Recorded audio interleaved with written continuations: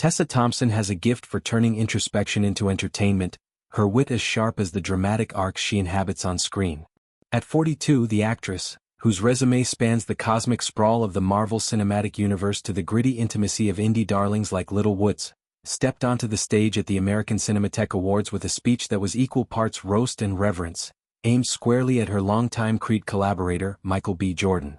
What began as a tribute to their shared history devolved, in the most delightful way, into a hilarious dig at the longevity of their professional partnership, leaving the audience in stitches and Jordan himself grinning like a schoolboy caught in the best kind of trouble. Mr. Jordan and I began our on-screen relationship playing soulmates, Adonis and Bianca Creed, over a decade ago, Thompson began, her voice warm with nostalgia. Then, with impeccable timing, she dropped the punchline, and for better or worse, it is to date the longest relationship that either of us has ever been in. The crowd erupted, the line landing like a perfectly timed jab in the ring they both know so well. "That's showbiz, baby," she quipped, encapsulating the absurd, all-consuming nature of their cinematic marriage. Their bond, forged in the sweat and strategy of the Creed franchise, is the stuff of Hollywood legend. A partnership that has evolved from tentative chemistry reads to an effortless synergy that anchors the series' emotional core. It started in a nondescript casting office in the San Fernando Valley, where a director's directive, "Now have chemistry," ignited a spark that would fuel 3 films and countless behind-the-scenes memories.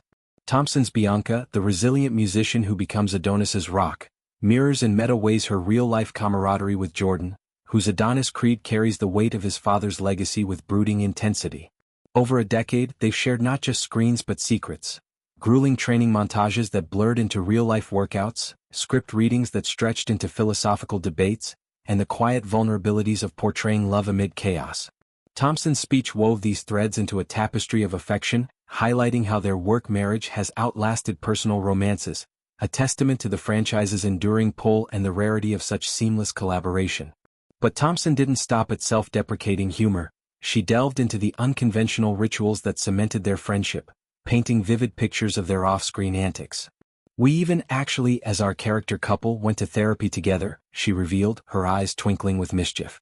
Something that many couples should do but don't. It was a nod to the immersive method acting choices that defined their process, sitting across from a counselor to unpack Adonis and Bianca's marital strains, only to find the exercise bleeding into genuine insights about communication and compromise. For Thompson, it was more than role preparation.